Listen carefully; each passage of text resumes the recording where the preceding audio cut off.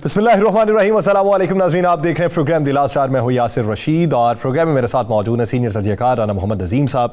नाज़रीन, आज पाकिस्तानी सियासत के अंदर जो डेवलपमेंट हुई है वो ये हुई है कि सरदार लतीफ़ खोसा जो पाकिस्तान पीपल्स पार्टी के सीनियर रहनुमा थे, गवर्नर पंजाब भी रहे पाकिस्तान पीपल्स पार्टी की तरफ से, पाकिस्तान पीपल्स पार्टी के सीनियर रहनुमा होने के साथ साथ उनके जो सियासी केसेस थे उनमें भी मुआवनत फराहम करते थे। तो आज सरदार लतीफ़ खोसा ने पाकिस्तान तहरीक इंसाफ में शमूलियत इख्तियार कर ली है। सरदार लतीफ़ खोसा ने सबको याद होगा कि उन दिनों जब बातचीत ये की थी, साबिक चेयरमैन पीटीआई बानी पीटीआई से मुलाकात की थी उन्होंने, जब ऐलान यह हुआ था कि इंट्रा पार्टी इलेक्शन में इमरान खान जो है वो नहीं मौजूद होंगे और उनकी जगह कोई और मौजूद होगा, तो सरदार लतीफ़ खोसा थे जिन्होंने मीडिया से आके बातचीत ये की कि वही चेयरमैन रहेंगे। बाद में उन्होंने ये कह दिया कि फैसला कुछ और हुआ था, लेकिन उस दिन उन्होंने इशारा ये दे दिया था कि साबिक चेयरमैन पीटीआई की तरफ से उन्हें पाकिस्तान तहरीक इंसाफ में शमूलियत की दावत दी गई है और आज के दिन उन्होंने पीटीआई में शमूलियत इख्तियार कर ली। और आज ही के दिन खबर यह है कि शरीक chairman Pakistan Peoples Party Asif Ali Zardari साहब, जिन्होंने गवर्नर हाउस खैबर पख्तूनख्वा के अंदर एक मुलाकात की और उस मुलाकात में उन्होंने बाहमी दिलचस्पी के अमूर और सियासी सूरत हाल पे तबादला ख्याल किया और उन्होंने ये एक वाज़ेह पैगाम दे दिया कि पाकिस्तान तहरीक इंसाफ के साथ कोई इत्तेहाद नहीं होगा, दूसरी जमातों से जो इत्तेहाद होगा वो सूबाई क़यादत सोच के करेगी। उधर पाकिस्तान मुस्लिम लीग नून के तहयात कायद मियाँ मोहम्मद नवाज शरीफ साहब जो है वो पार्टी टिकट के इजरा के हवाले से मुख्तलिफ लोगों से मेल मुलाकात कर रहे हैं। तो ये तमाम सियासी मंजरनामे में बात करते हैं, राना साहब की तरफ पढ़ते हैं। क्या समझते हैं सरदार लतीफ़ खोसा की तहरीक इंसाफ में शमूलियत पाकिस्तान पीपल्स पार्टी के लिए कितना नुकसान है और पाकिस्तान तहरीक इंसाफ के लिए कितना फायदा? बिस्मिल्लाहिर्रहमानिर्रहीम, अस्सलातु वस्सलामु अलैका या सय्यदी या रसूल अल्लाह, अस्सलातु वस्सलामु अलैका या सय्यदी या हबीब अल्लाह।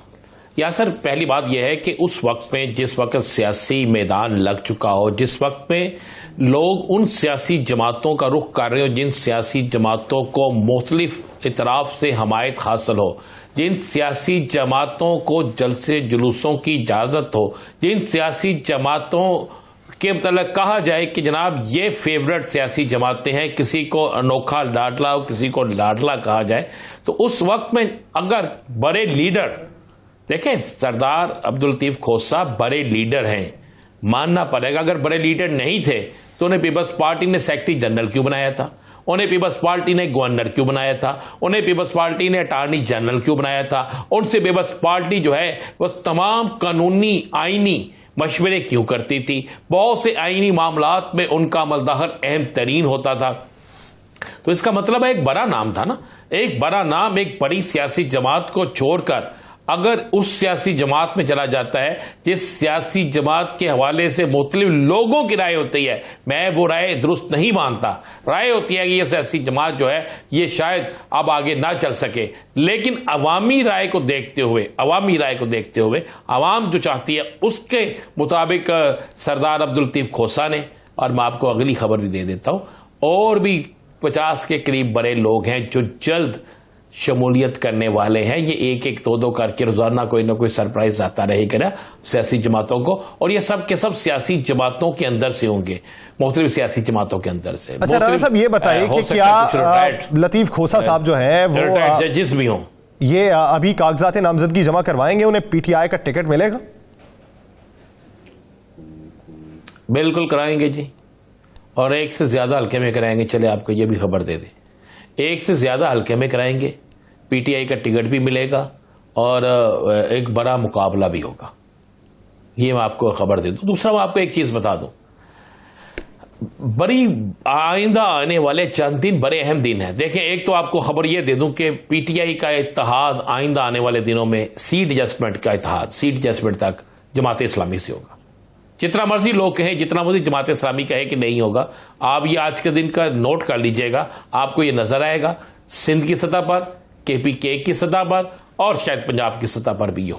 ये आप एक चीज तो ज़हन में रखिएगा। दूसरा, पीपल्स पार्टी एक बड़ी गेम खेलने जा रही है, और बड़ी गेम यह है, वो बड़ी गेम मुस्लिम लीग नून के लिए बड़ी नुकसानदेह है।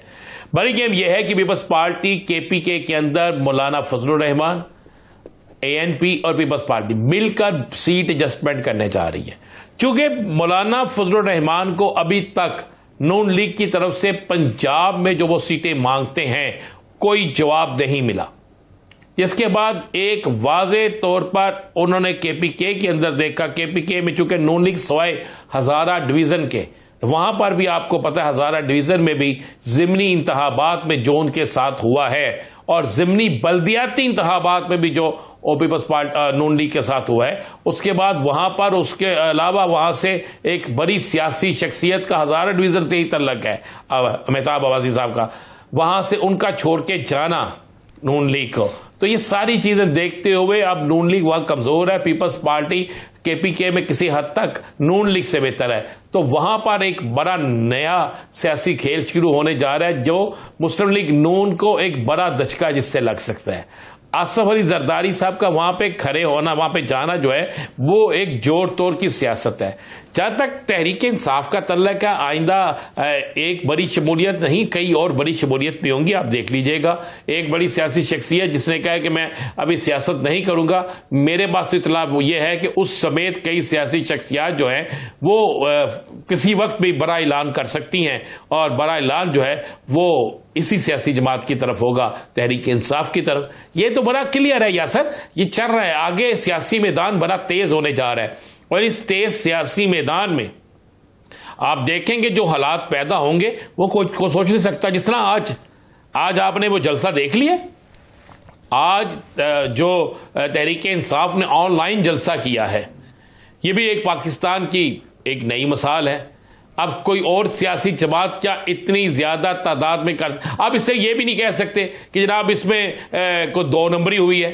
ये तो साफ नजर आता है कितने लोग जो हैं इस वक्त वो देख रहे हैं, कितने लोग उसमें शामिल हैं, कितने लोगों की कितनी तादाद है, कितने लोग पाकिस्तान से हैं, कितने लोग पाकिस्तान से बाहर से हैं। ये सारी चीजें जो हैं ये तो बिल्कुल क्लियर होकर साफ नजर आती हैं। तो इसलिए आप इस बात को ज़हन नशीन कीजिए, रखिएगा कि आने वाले दिन जो हैं इस सियासत में बहुत ज्यादा उतार चढ़ाव आएगा और अगर ऐसी ही शख्सियात जिनका कानून से गहरा तल्लुक हो, अगर उन्होंने शमूलियत इख्तियार की, तो फिर आने वाले दिनों में सियासी जलसे जुलूस और दीगर मामलात में वो अदालती पहलू के लिहाज से बड़ी अहम हो सकते हैं। मतलब जिस तरह कल जो बलोचिस्तान में जलसा हुआ उस पर आज एक FIR तो दर्ज होगी PTI के रहनुमाओं पर, लेकिन आगे ऐसी चीजों को रोकने के लिए जो मारूफ कानूनदान होंगे वो अपना अहम रोल अदा कर सकेंगे।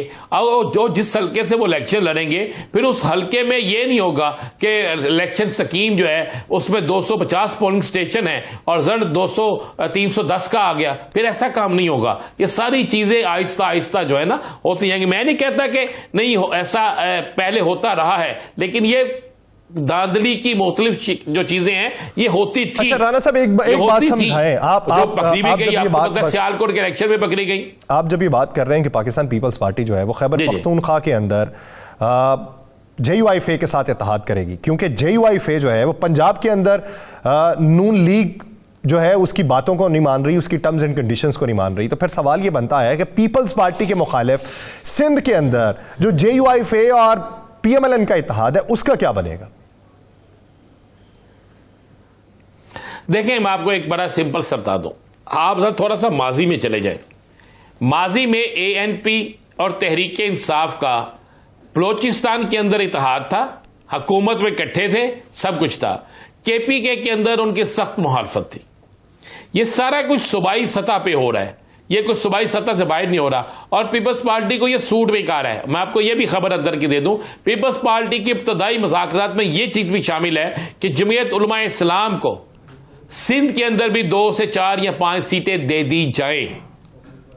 ये मैं आपको ये खबर दे रही हूं, खबर ब्रेक कर रहा हूं आपको मैं।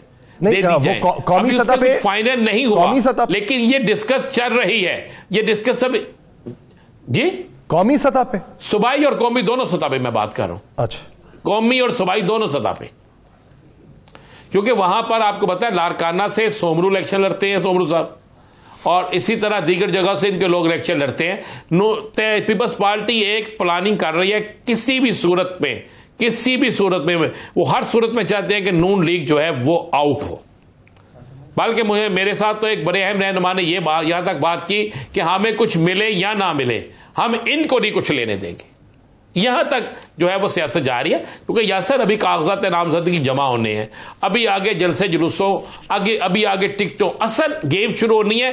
टिकटें जब तकसीम होंगी, असल गेम उस वक्त शुरू होगी कि किसको टिकट मिली है, किसको नहीं मिली। मिसाल के तौर पर मैं आपको एक मिसाल देता हूं, जो मेरे पास एक जो ऑन रिकॉर्ड का हिस्सा है। मसलन विहारी बूरावाला में इसाक हाकवानी साहब की सीट मांगी गई है तरीके इस्तेकाम पाकिस्तान की तरफ से, और जो सीट, जिस हल्के से उसकी सीट मांगी गई है, वहां से जो नून लीग के एमएनए कामयाब होते हैं, उनके मुतालिक मशहूर है कि वो बगैर कुछ खर्च किए कामयाब हो जाते, इसलिए कि उनके इलाके में सेह बहुत अच्छी है। अब जब उसको आउट करते हैं तो उसके वोटर, वो खुद और उसकी टीम खुलकर मुखालफत करती है, और ऊपर से उसी इलाके में नजीर जट, उसकी बेटी आयशा नजीर जट और दीगर जो लोग, उमर जट, ये सारे एक बड़ा ग्रुप है जो तहरीक इंसाफ का है। इससे नून लीग के अंदर ग्रुपिंग हो जाती है, तहरीक इंसाफ को फायदा पहुंच जाता है, और जिसको टिकट दी जाती है अगर सीट एडजस्टमेंट करके इसाक हाकवानी को, तो नून लीग का वोटर उन्हें वोट नहीं देगा। अब ये सारे ग्रुपिंग, इलेक्शन कौन जीतेगा कौन हारेगा, इलेक्शन में कौन किस तरफ जाएगा, कौन कहां खड़ा होगा, इसका फैसला असल जो है वो टिकटॉक की तकसीम पे होगा, और ये मामला तमाम सियासी जमातों के साथ होगा। अच्छा राना साहब, ये बताएं, अभी जो टिकट्स की तकसीम के हवाले से जो मियां साहब ने इंटरव्यूज करने शुरू किए हैं, उसमें गिले शिकवे भी हो रहे हैं। कुछ लोग तो ऐसे हैं कि मियां साहब को पूछना पड़ रहा है, आप तो पार्टी छोड़ गए थे, आप कब वापस आए? तो जवाब मिलता है आज ही के दिन वापस आया। तो ये जो अब टिकट्स की तकसीम के हवाले से बातें हो रही हैं, इसमें नून लीग में क्या इख्तलाफात मजीद होंगे या बावजूद से खत्म करने में कामयाब होंगे? बिल्कुल खत्म करने में कामयाब नहीं होंगे। आज मुझे एक उम्मीदवार से मेरी मुलाकात हुई, उसने कहा जनाब मैं क्या करूं, मैंने तो सारा टाइम मुश्किल वक्त में गुजार दिया नून लीग के साथ, और अब मैं टिकट लेने जाता हूं तो मुझे पता लगता है कि मेरे हल्के में एक शख्स जो है वो बैग पकड़कर उस हल्के की टिकट लेने के लिए आ रहा है। मैंने कहा बैग में कागजात है, अखबार की खबरें हैं। उसने कहा नहीं जनाब, उसका कहना था, मैं इल्जाम नहीं लगा रहा, फिर मैं कह रही उसका कहना था जनाब नोटों से बड़ा बैग है, सियासी जमातें टिकटें बेचती हैं। उसने कहा जी ऐसा हो रहा है। फिर एक और बंदे से मेरी मुलाकात, उसने कहा जनाब हमारा इंटरव्यू किया, और इंटरव्यू करने वाले उनका ख्वाजा साद रफीक साहब थे, और उन्होंने कहा कि जनाब आप लोग बहुत मेहनती हैं, सब कुछ है, लेकिन अगर हमारी सीट एडजस्टमेंट हो गई तो फिर ऊपर से एक शख्स जो है वो यहां पर आ जाएगा। अब इन चीजों के बाद आप क्या समझते हैं कि सियासी जमातें जो हैं वो खामोश रहेंगी और सियासी जमात कारकुन नाराज नहीं होंगे? वो अपनी क़यादत जो है उसके साथ जाके क्या करेंगे कि जनाब छोड़ दें, हम बिल्कुल आपके साथ चलते हैं? ऐसा नहीं होगा। आज तक जितनी सियासी जमातों में ग्रुप बने हैं, जितनी सियासी जमातों के अंदर ये फड्डे पड़े हैं, जितनी सियासी जमातों के अंदर ये सब कुछ चला है, ये सब सिर्फ और सिर्फ इस वजह से हुआ है कि वहां पर टिकटों की फड्डेबाजी चली है।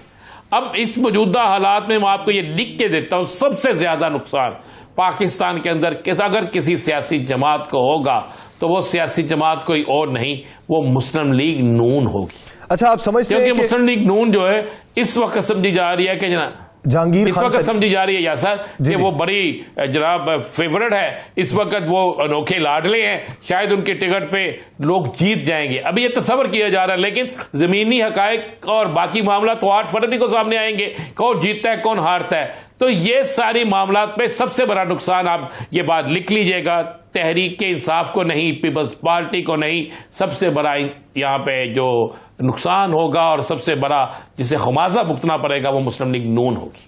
अच्छा, जहांगीर खान तरीन साहब या अलीम खान साहब, ये टिकट्स पे जो उन्होंने सिफारिशात रखी हैं या अपने मुतालिबात रखे हैं, उस पर क्या कोई लचक दिखाने को तैयार है? कोई तैयार नहीं है जी लचक दिखाने को, और इसी से तो फटा पा रहा है। मेरे पास तो खबर यह है कि एक डेड लॉक शुरू हो चुका है। मेरे पास खबर यह है, ये बज़ाहिर तो खबर बाहर नहीं आएगी और ना ही ये खबर को बाहर लाएंगे, लेकिन एक डेड लॉक शुरू हो चुका है। डेड लॉक इसलिए शुरू हो चुका है कि जिन लोगों को ये लेकर आ रहे हैं,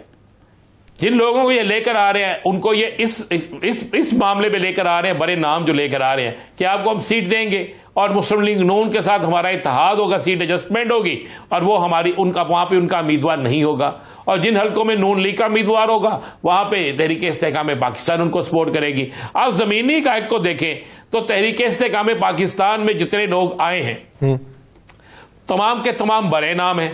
अब अगर उन बड़े नामों में से किसी को आप टिकट नहीं देते तो डेडलॉक तो पैदा होगा, और अगर उन सब नामों को टिकट देते हैं तो नून लीग के अपने लोग कहां जाएंगे?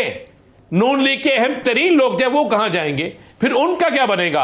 और अगर ये नहीं होता और ये कहते हैं जनाब 5 को टिकट दे दें, बाकी आप भी इलेक्शन लड़ लें, हमारा उम्मीदवार भी इलेक्शन लड़ेगा, तो इस तरह काम चलेगा ही नहीं। अच्छा राणा साहब, एक बात समझ नहीं आती ये कैसा हो सकता है कि 3 हल्कों में हम आयत करें और जी एक बात समझ नहीं आती कि शहबाज शरीफ साहब जो हैं वो जाके आईपीपी से मुलाकात कराए, उनके साथ सारे वादे वईद कर लिए और कहा कि हम बात करके फिर बताते हैं।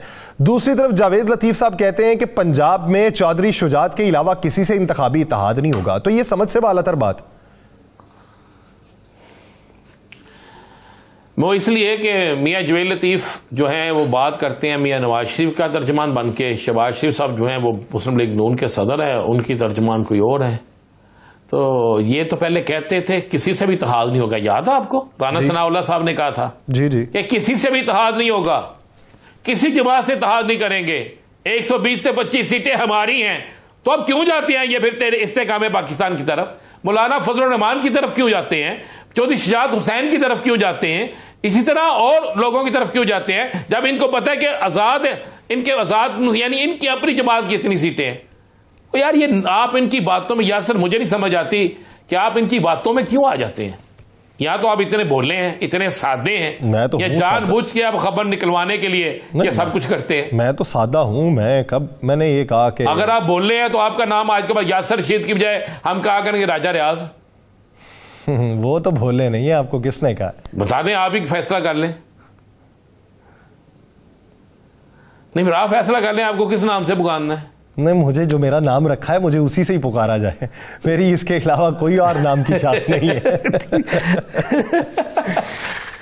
तो यासर साहब ये तो बड़ी क्लियर है कि ये इनको भी नजर आ रहा है। अगर इनको नजर ना आता, मैं आपको ये खबर दे रहा हूं, आज ये जो तहरीक इंसाफ का एक जलसा हुआ है ना, ऑनलाइन जलसा जी, इसको मॉनिटर कर रहे थे नून लीग का पूरा सोशल मीडिया, पीपल्स पार्टी का सोशल मीडिया और सियासी जमातों का सोशल मीडिया। तो उन्होंने जो उनको खबर दी है उसके मुताबिक यह है कि जनाब 8 फरवरी का फैसला तो अभी हो गया है। अगर एक शख्स ऑनलाइन जलसे में शामिल है तो किस तरह हो सकता है कि वो वोटिंग के लिए ना जाए? ठीक है, डर होगा, आम जलसा होगा, गिरफ्तारी का डर होगा। ऑनलाइन किसको पकड़ेंगे भाई? किस तरह पकड़ेंगे आप उसको? कितने लोगों को पकड़ लेंगे? तो मैं आपको फिर कह रहा हूं कि इस वक्त तमाम की तमाम सियासी जमातें सिर्फ नारों और गलत प्रेस कॉन्फ्रेंस तक महदूद हैं। नून लीग कहती थी आजाद अकेले इलेक्शन लड़ेंगे, किसी से इत्तेहाद नहीं करेंगे। पंजाब के अंदर 3 इत्तेहाद हो गए उनके। सिंध में एमकेएम से इत्तेहाद, जीडीए से कोशिश, जमीयत उलमा इस्लाम से इत्तेहाद, केपीके में एएनपी के साथ भी राब्ते कर रहे हैं, केपीके में बाकी लोगों से भी राब्ते कर रहे हैं, मौलाना से राब्ते हो चुके हैं उनके। टूट सकता है, बन सकता भी, दरमियान में चीजें हैं। तो किस तरह आजाद से बलोचिस्तान में मुझे बताएं, अभी उनका मैं देख रहा था, उनके नहरी साहब जो हैं वो खिताब कर रहे थे, आज खिताब कर रहे थे कि बाप पार्टी ने बेड़ा गर्क कर दिया बलोचिस्तान का। तो आपने जो बंदे रखे हैं वो बेटा पार्टी के रखे हैं, वो चच्चा पार्टी के रखे हैं।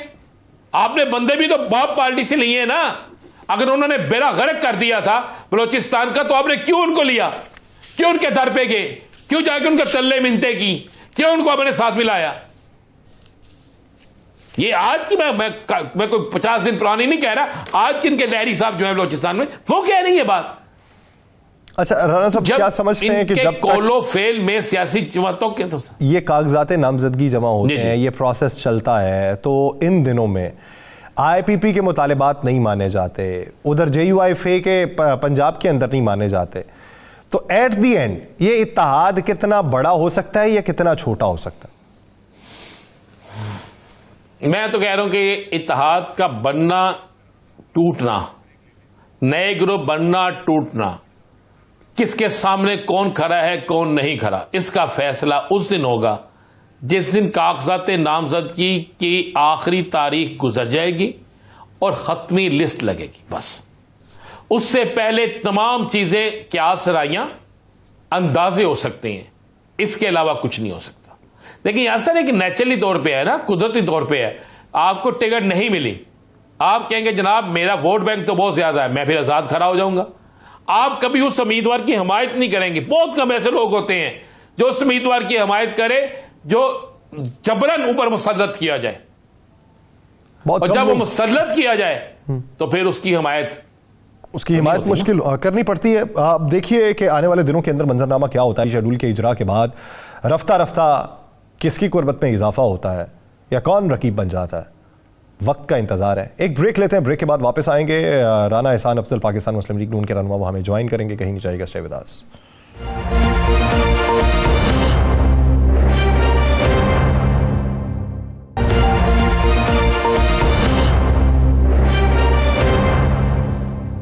ब्रेक के बाद खुशामदीद नाज़रीन। इस वक्त जो तमाम पाकिस्तान की सियासी जमातों को चैलेंजेस दरपेश हैं वो ये हैं टिकट्स की तकसीम के हवाले से कि किसका चुनाव किया जाए। इब्तदाई तौर पे ये भी इंतखाब है जो पार्टी क़यादत करती है। पार्टी क़यादत के इस इंतखाब के बाद फिर अवामी इंतखाब का मरहला आता है, लेकिन अवामी इंतखाब से शायद मुश्किल ये इंतखाब है जिसमें तमाम उम्मीदवार जो हैं वो इसी शशपंज का शिकार रहते हैं कि क्या मेरा चुनाव हो पाएगा या नहीं हो पाएगा, क्या मुझे पार्टी टिकट मिलेगा या नहीं मिलेगा, और अगर नहीं मिलेगा तो फिर कितने ऐसे लोग होते हैं जो उनके मुखालिफ खड़े होकर आज़ाद हैसियत के अंदर इलेक्शन लड़ने की सलाहियत रखते हैं।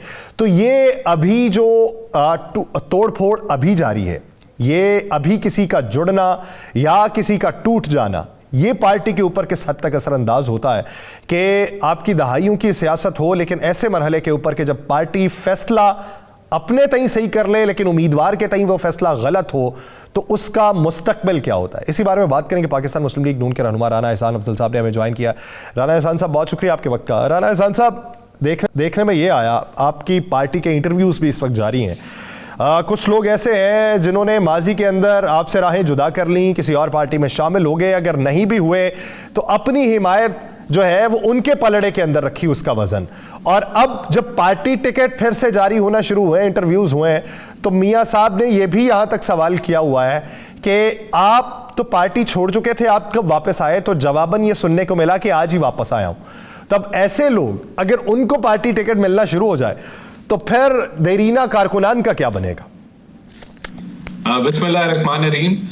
देखें, मियां साहब ने जब ये सवाल पूछा तो यकीनन उनका यही मकसद था कि वो देखें कि पार्टी के साथ कितनी कमिटमेंट पे वो कैंडिडेट खड़ा है।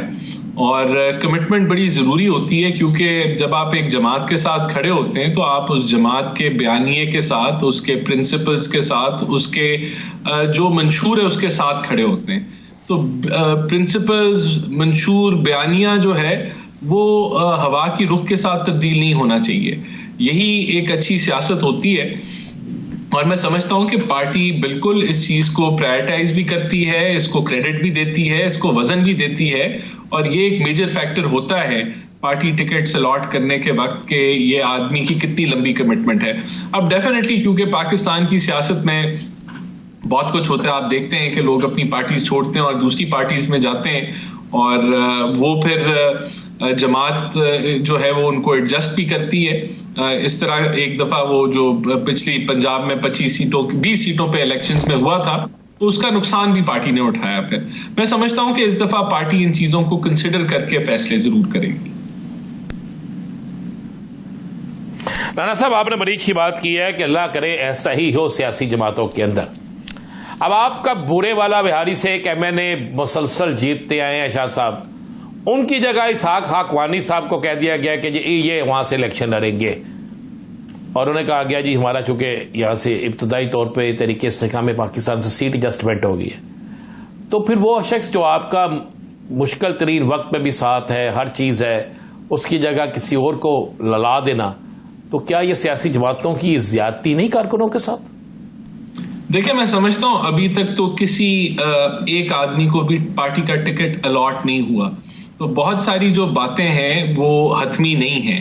जब तक टिकट अलॉटमेंट हो नहीं जाती, मैं समझता हूं कि उसके ऑपोजिट जो फैसले हैं उसके ऊपर मैं हतमी तौर पे या बात क्या करूं, लेकिन मैं आपसे एग्री करूंगा कि सीट एडजस्टमेंट हमें कोई इतनी ज़रूरत नहीं है पंजाब के अंदर और इतनी गुंजाइश भी नहीं है। मेरे ख्याल से पार्टी के अंदर भी ये बहस चल रही है कि हमें किसी भी जमात के साथ जहां हमारा स्ट्रॉन्ग होल्ड है वहां हमें सीट एडजस्टमेंट नहीं करनी चाहिए। तो ये क्या फाइनल शक्ल इख्तियार करती है ये एडजस्टमेंट, ये अभी देखने को है। लेकिन जो आपने पॉइंट रेज किया वो पार्टी के अंदर भी पॉइंट रेज किया जा रहा है कि हमें लोगों को जो हमारे साथ इतने अरसे से चल रहे हैं हमें उनको एडजस्ट करने की ज़रूरत है। अच्छा राना साहब, एक बात समझाएं, शहबाज शरीफ साहब खुद मिलने गए वफ्द को लेके इस्तेहकाम पाकिस्तान पार्टी से, IPP वाले नहीं आए। अच्छा, उन्होंने जाके बात की, उन्होंने अपनी कुछ सिफारिशात रखी और अभी उसके ऊपर हतमी फैसला कोई नहीं हुआ। इसी दौरान जावेद लतीफ़ साहब ये बात करते हैं कि पंजाब में अगर इत्तेहाद होगा तो सिर्फ चौधरी शुजात हुसैन के साथ हो सकता है। अब जावेद लतीफ़ साहब को ख़ास बंदा समझा जाता है मियां नवाज शरीफ साहब का, तो इससे अमूमी तौर पर तासुर ये पैदा हो रहा है कि मियां नवाज शरीफ साहब की राय और है और शहबाज शरीफ साहब की राय और है। ऐसे बयानात क्यों दिए जाते हैं कि जब मरकजी क़यादत अभी कोई फैसला नहीं कर रही? देखिए, इससे सबसे पहले तो इस चीज का तासुर सामने आता है और मैं समझता हूँ ये ठीक है कि हमारी पार्टी को माइक्रो मैनेज नहीं किया जाता। पार्टी के अंदर जो लीडरशिप है वो आज़ाद है अपना पॉइंट ऑफ व्यू रखने के लिए। जिस तरह दानियाल अजीज साहब आज़ाद थे, जिनसे गिला भी किया मियां साहब ने। देखिए, दानियाल अजीज साहब जो हैं उन्होंने एक पर्सनल लेवल के ऊपर जो है वो अटैक किया और उसकी बुनियाद कुछ और थी। जब हम IPP के इत्तेहाद की बात करते हैं PMLN के साथ, तो वो पर्सनल नहीं है, वो एक उसके इफेक्ट जो हैं वो बड़े हैं, पार्टी के लिए है। वो एक आदमी या एक शख्सियत तक वो इशू महदूद नहीं है। तो दानियाल साहब ने पर्सनल लेवल नौयत की बातें की और जो वो महंगाई की बातें कर रहे थे उसकी लॉजिक नहीं बनती थी, क्योंकि जो प्राइस मॉनिटरिंग कमेटी है वो प्राइस कंट्रोल कमेटी नहीं है, वो मॉनिटरिंग करती है और वो उसकी जो मॉनिटरिंग होती है वो इकोनॉमिक सर्वे में रिप्रेजेंटेड होती है। तो वहां से कहना कि वो कंट्रोल करती है तो वो गलत बयानिया था। लेकिन बहरहाल जो आपका पॉइंट है वो मैं समझता हूं कि अभी मेरिट के ऊपर टिकट्स डिस्ट्रीब्यूट होंगे, यूथ को भी दिए जाएंगे। ये मियां साहब की खुद उनके बयानात हैं इस बारे में। तो हम इसी उम्मीद पे हैं कि मेरिट के ऊपर पार्टी फैसला करेगी और अच्छे फैसले होंगे। राना साहब, एक बड़े आजाना सा मासूमाना सा सवाल है, क्या मुस्लिम लीग नून इस पोजीशन में है कि वो तरीके इस्तेहकाम पाकिस्तान को इनकार कर दे? आप मेरा सवाल इशारातन समझ गए हैं। देखिए, बात ये है राना साहब, डिमांड्स आती हैं और एक बड़ी डिमांड आई है IPP की तरफ से, लेकिन मेरा बिल्कुल कतई तौर पे नहीं मैं समझता कि उसको हम एक्सेप्ट कर सकते हैं और हम एक्सेप्ट करने जा रहे हैं। देखें, नेगोशिएशन हुई, जब मियां साहब वहां गए तो वो भी नेगोशिएशन करने ही गए थे कि क्या हमारे लिए काबिल कबूल है और क्या चीज़ काबिल कबूल नहीं है। तो ये जब हतमी शक्ल ये इख्तियार करेगी तो तब मैं इस पे ज़रूर कमेंट करूंगा। लेकिन मैंने अपना पॉइंट ऑफ व्यू आपको दिया कि मैं नहीं समझता कि कोई लार्ज स्केल के ऊपर या बड़े पैमाने के ऊपर, या बड़े एक छोटे लेवल पे अगर कोई इक्की दुक्की सीट्स के ऊपर एडजस्टमेंट हो जाए, वो भी उधर के जो लोग बैठे हुए हैं हमारे पुराने साथी हैं उनको अगर तो इत्मीनान में लेके की जाती है तो वो एक चीज़ है जो इसको काबिल कबूल किया जा सकता है। वरना लार्ज स्केल पे तो मैं नहीं समझता ये होनी चाहिए। अच्छा राना साहब, वो पंजाबी मुहावरे होते हैं, कहा जाता है कि सियानों ने कहा है, तो एक सियाने ने कहा है कि बाद में जवाब ये होगा कि मैं तो करना ही नहीं सी, मैं तो कीता ही नहीं सी। तो इतना सियाना तो मैं खुद भी हूँ अगर मैं किसी और के कंधे पे ये भार ना रखूँ तो बाद में ये तो नहीं सुनने को मिलेगा। नहीं, देखें, जो भी पार्टी फैसले कर रही है वो अगर जो भी मामलात हैं वो उसकी ओनरशिप तो लेनी पड़ेगी ना, और लेनी चाहिए। ये चीज़ें मैं नहीं समझता कि जिस तरह खान साहब कहते थे कि अब पहले तो तारीफों के पुल बांधी जाते थे और फिर बाद में कहते थे ये तो फैसले हमारे थे ही नहीं, पीछे से कोई और कर रहा था। तो ऐसे नहीं होना चाहिए। जब आप एक फैसला कर रहे हैं, होता है, ये दुनिया है, होता है, समाज में ऐसे इक़दाम भी होते हैं, कोई मसला नहीं। जहांगीर खान तरीन के बारे में राना सनाउल्लाह साहब, मरियम औरंगज़ेब साहिबा, मरियम नवाज साहिबा और बहुत से रहनुमा उनके बारे में क्या कहते रहे, मैं अब वो दोहराव तो नहीं सकता, लेकिन उनसे जाके मुलाकात भी हो रही है, तो कोई नहीं, होता है। देखिए, मैं समझता हूं कि जो कुछ कहा गया, बहुत कुछ पीपल्स पार्टी के बारे में कहा गया, उन्हीं के साथ हमने मिसाक जमहूरियत की, उनके साथ कोलिशन बनाई, बहुत कुछ हमने MQM के बारे में कहा, लेकिन उनके साथ मिलके काम भी किया। देखें, जो सियासी जमातें होती हैं वो सियासत भी करती हैं, एक दूसरे पे इल्ज़ाम भी लगाती हैं, लेकिन जब कौम की ज़रूरत हो, मुल्क की ज़रूरत हो, तो मिलके काम भी करती हैं। और यही जमहूरियत है। देखें, बदकिस्मती से जो एक गवर्नमेंट और ऑपोजिशन का वर्किंग रिलेशनशिप था वो खान साहब ने तबाह कर दिया। खान साहब जो हैं, अब मैं समझता हूं उन्होंने जमहूरियत को जितना जो हालिया तारीख जो 15-20 सालों में अगर किसी ने जमहूरियत को जो है वो धक्का दिया या चोट पहुंचाई या जमहूरियत को कमजोर किया, उसमें खान साहब का अव्वलीन रोल है, क्योंकि वो अपने जो सियासी हरीफ हैं, जो अपने स्टेक होल्डर्स हैं सियासत के अंदर, उनके साथ ना बैठ सके, ना उनसे बातचीत कर सके, ना कोई कंसेंसस बिल्ड कर सके। वो बातचीत तो किसी और से करना चाहते थे। तो मैं समझता हूं उनका जो रवैया हुकूमत में जो था वो, और जो हुकूमत के बाद भी था उसने, और जिस तर्ज की उन्होंने हुकूमत की, क्योंकि मुशर्रफ के बाद मैं समझता हूं कि जो पॉलिटिकल स्पेस थी वो मैक्सिमम हो गई थी जमहूरी पार्टीज के पास, लेकिन खान साहब की जो सियासत और जिस तरीके से उनको नाफिज किया गया, वो स्पेस काफी हद तक कम कर दी खान साहब ने, और आज जो हालात हैं उसके वो जिम्मेदार हैं। अच्छा जी, आपने बड़ी अच्छी बात की। आप चूंकि हम सवाल आपसे करते हैं जब भी, तो आप उसमें दूसरी सियासी जमात को जरूर तस्करा कर देते हैं, अच्छी बात है। अब आपका परसों या कल इंटरव्यू है आपके हल्के के, आपके फैसलाबाद डिवीज़न के जो भी मामलात हैं, आपको नजर आता है वहाँ पे मेरिट पे होगा सारा कुछ? देखिए, मैंने तो मियाँ साहब को सिर्फ ये इतना कहना है इंशाल्लाह कि मेरी फैमिली पिछले 30 साल से गर्मी सर्दी में इस जमात के साथ खड़ी है, और मैं भी पिछले 4 साल से हर लिहाज से फ्रंट लाइन पे लड़ रहा हूँ। तो मैं समझता हूँ कि मुझे वो NA का टिकट दें, और मैं पूरी उम्मीद हूँ कि मुझे मिलेगा इंशाल्लाह। मैं तो अपना मुद्दा रख सकता हूँ सामने, वो मैं तो वो जो एक टिकट लेके, जो एक जहाज का टिकट लेके लंदन गया था, और जिसने बेचारे ने इतना मुशक्कत की है, चाहे वो 4 दिन की है, उसको नहीं मिलेगी। मैं तो अपना केस लड़ूंगा, और मैं समझता हूं मुझे मिलनी चाहिए। बाकी जमात का जो फैसला होगा, फिर उस वक्त जमात जो है वो अपना उसकी वजूहात भी बयान करेंगी, लेकिन इंशाल्लाह मैं तो पूरी उम्मीद हूं कि मुझे ओब्लाइज किया जाएगा इंशाल्लाह। अच्छा, राना एहसान साहब ये बताइए, मौरूसी सियासत की बात होती है, मैं आपको नहीं कह रहा, लेकिन एक सवाल है कि एक वक्त के अंदर एक ही ख़ानदान में 2, 3, 4 अफराद टिकट मांगने वाले हों, तो ये तर्ज़ सियासत क्या पार्टीज़ के लिए अच्छा होता है? मैं नाम नहीं लूँगा, जो मुलाकातें हो रही हैं उसी मुलाकात में एक अपने लिए टिकट मांगा गया, एक अपनी वालिदा के लिए टिकट मांगा गया, एक अपने भाई के लिए टिकट मांगा गया। अब एक ही ख़ानदान के 3-3 अफराद टिकट मांगे, और वो भी नवाही इलाकों में जहाँ पे जागीरदाराना निज़ाम की भी बातें चल रही होती हैं, तो क्या ये तर्ज़ सियासत ठीक है?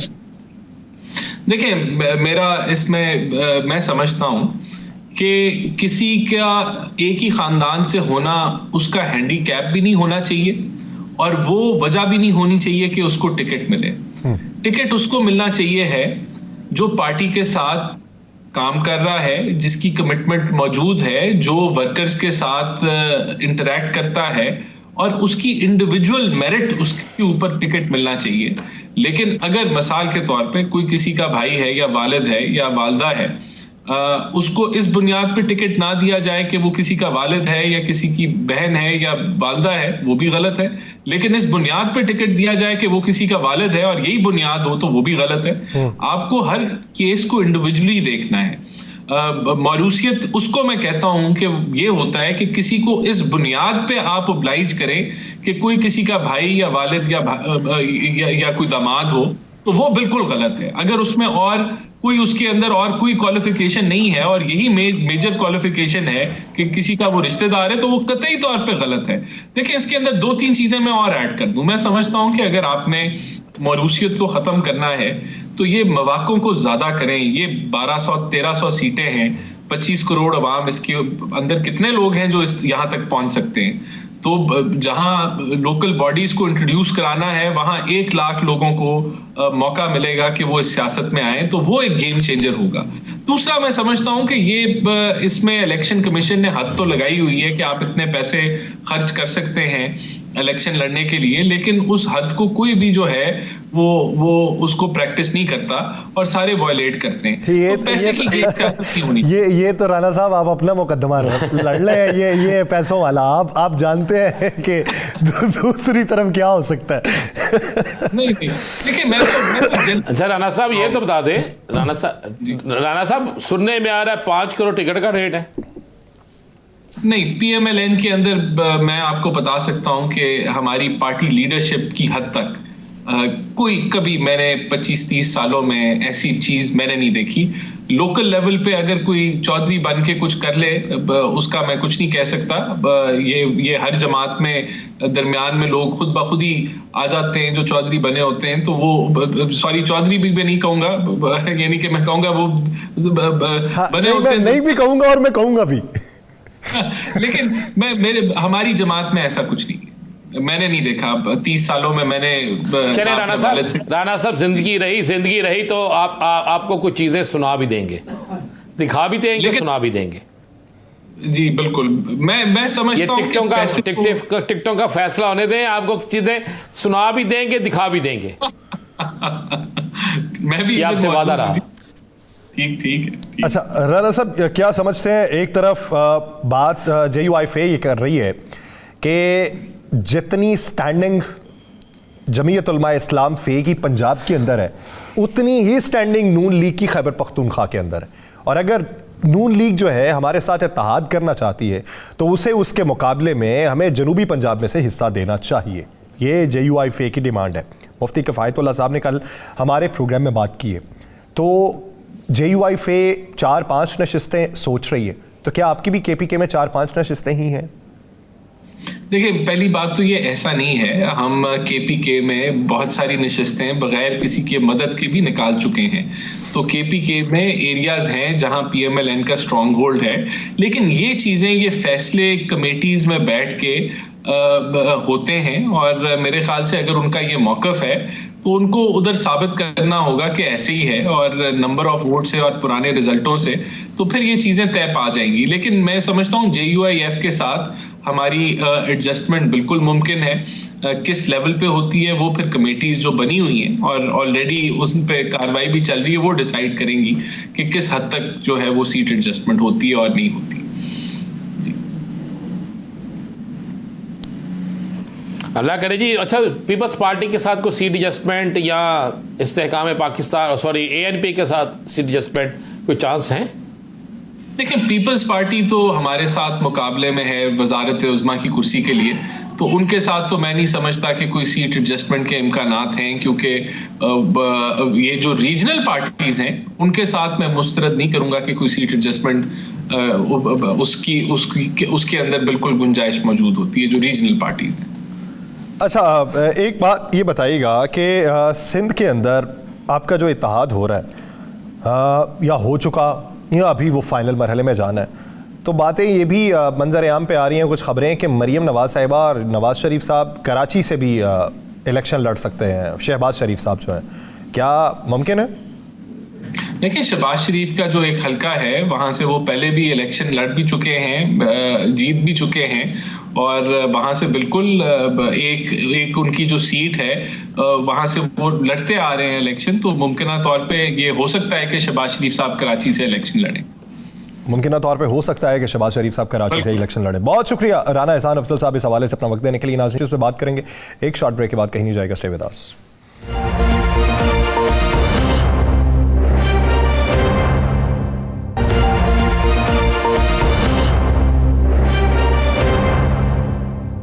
ब्रेक के बाद खुश आमदीद। राना साहब, आप क्या समझते हैं कि आसिफ अली जरदारी साहब, आपको याद होगा कि बिलावल भुट्टो जरदारी साहब ने बात की थी कि PTI से इत्तेहाद का अभी फैसला नहीं हुआ। आसिफ अली जरदारी साहब ने 2 टोक ऐलान कर दिया कि PTI से इत्तेहाद नहीं होगा। इसकी वजह यह है सरदार लतीफ़ खोसा का PTI में शामिल होना या फिर आप समझते हैं कि ये वैसा ही मामला है कि GDA ने जो PMLN से तहफ़्फ़ुज़ात का इजहार किया था कि एक तरफ हमसे इत्तेहाद की बातें और दूसरी तरफ हमारे कारकुनान से आप बराह रास्त राब्तों में भी हैं, तो पीपल्स पार्टी ने ये सोचा कि हमारे बंदे ही तोड़े जा रहे हैं तो हमने इत्तेहाद लेके क्या करना? ये ना, ये मैं इसको इस तरह मिसाल दूंगा कि जंगल में ना शेर और कोई और ले लें, शेर बकरा ले लें या बकरी ले लें। अगर वो बकरी को कहे ना भाई आपने शेर के साथ मुकाबला करना, कहते जाओ जाकर कह दे मैं नहीं लड़ना, मैं तो कुछ समझ ही नहीं। ये तो ये हिसाब है। क्या PTI ने कहा है जरदारी साहब को कि आप हमसे आके इत्तेहाद करें? क्या उन्होंने कोई फरमाइश भेजी है? क्या उनका कोई बंदा राब्ता करने गया है?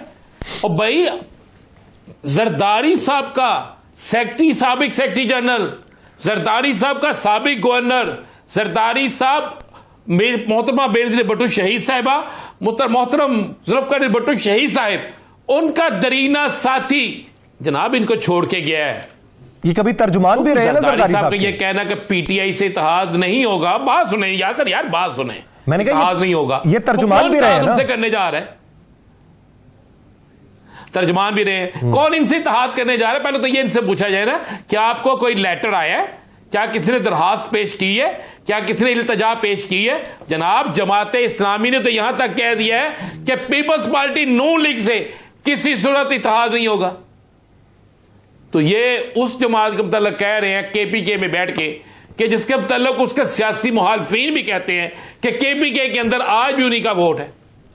प्रेस हटक भी यही कहते हैं, मौलाना साहब भी यही कहते हैं, ANP भी यही कहती है, और जरदारी साहब कहते हैं जी हम उनसे इत्तेहाद नहीं करेंगे। और भाई किसने कहा आप इत्तेहाद करें? ना करें इत्तेहाद। उनकी तरफ से कोई लेटर आया है, उनकी तरफ से कोई दरखास्त आई है।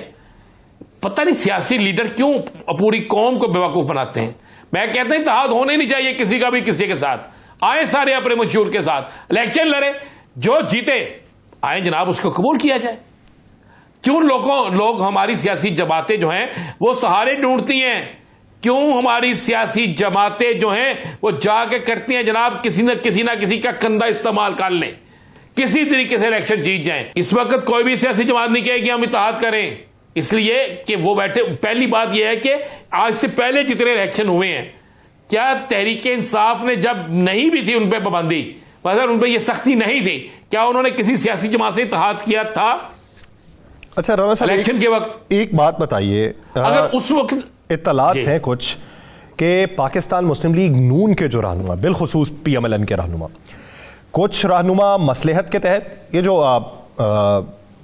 देहातों वाले इलाके में हैं, मसलहत के तहत आज़ाद तौर पे मैदान में उतरेंगे, और कुछ रहनुमा जो हैं वो टिकट्स की जो बंदर बांट है उसके एतराज़ात पे आज़ाद उम्मीदवार के तौर पे उतरेंगे। इसमें कितनी हकीकत है? इसमें 100% हकीकत है। इसमें 100% हकीकत है। ये मैं आपसे पहले ही कह चुका हूं कि कागजात नामजदगी जमा होने दें, टिकटों की अनाउंसमेंट होने दें, उसके बाद आप देखिएगा तो सही कि मुहालिफ से क्या लड़ना है, घर के अंदर लड़ाई खत्म नहीं होनी, अपने ही लोग सामने खड़े होंगे। बहुत से लोग आज भी कह रहे हैं जनाब हमें टिकट ना दे लेकिन हमारे हल्के में उम्मीदवार खड़ा ना करे, हम आजाद लड़ना चाहते हैं, बाद में आपके पास आ जाएगी। ये होना ही होना है। इसमें आप कहते हैं कितनी हकीकत है? इसमें 100% हकीकत है। ये तो बात है ही हकीकत पर मबनी। आप मैं फिर कह रहा हूं कि इलेक्शन के कागजात जमा, टिकटों की अनाउंसमेंट, और उसके बाद इंतहाबी निशान अलाट होने दें, फिर आप खुद परेशान होंगे कि किस सियासी जमात के साथ हुआ क्या है। अच्छा जरदारी साहब, जब ये बात कर चुके हैं कि अपने लोग ही कि जो सूबाई क़यादत है वो JUIFA और ANP से इत्तेहाद के लिए मामलात आगे बढ़ाएं, अब जब वो मामलात ही आगे बढ़ा चुके और पाया तकमील तक बात चल चुकी, तो फिर KPK के अंदर नून लीग को कितना बड़ा नुकसान है? अगर इत्तेहाद हो जाता है JUIFA से, नून लीग का फायदा कितना? नहीं होता, ये बन जाता है इत्तेहाद, तो नुकसान कितना? भाई नून लीग की ना वही अहमियत है जो देग के अंदर, पूरी एक देग होती है ना, उसके अंदर जो बच जाती है ना आखिर में, यार उन्हें ना रोटी ला लो, थोड़ा ना सालन बचा है। KPK में ये अहमियत है। KPK में आप जरा KPK का पुराना रिजल्ट उठा के देखें, मैं मुखालफत या किसी को अल्लाह माफ़ करे हम डिग्रेड नहीं कर रहे, पिछला रिजल्ट उठा के देखें तो KPK में नून लीग की कितनी सीटें थी।